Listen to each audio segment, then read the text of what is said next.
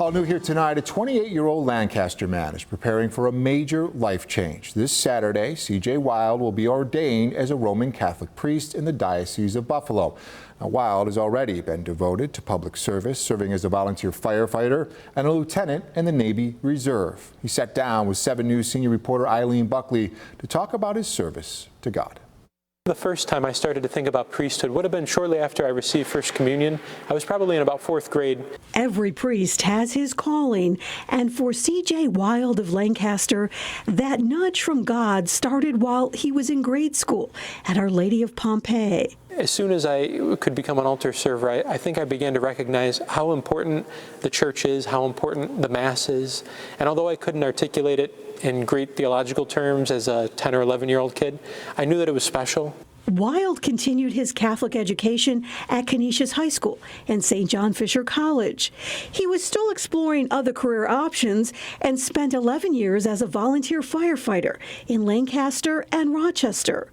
He also is a lieutenant in the U.S. Navy Reserve, serving as a Navy chaplain. There was this gradual deepening of awareness that God was calling me to be a priest. Wild tells me he finally heard the greatest call to priesthood while at a college retreat. And I heard Jesus' voice so clearly, quietly in my heart, inviting me to be a priest. Wild has studied at St. Mary's Seminary and University in Baltimore and served as a deacon at several area churches to prepare for this Saturday's ordination at St. Joseph Cathedral. And this is the area where Father Wild will lie face down before the cathedral altar in a very solemn moment where he will make his commitment to God. And that's symbolic of him laying down his life, his liberty, his will, his desires, and placing them all before the Lord on the altar and asking the Lord to fill him up with whatever grace he needs.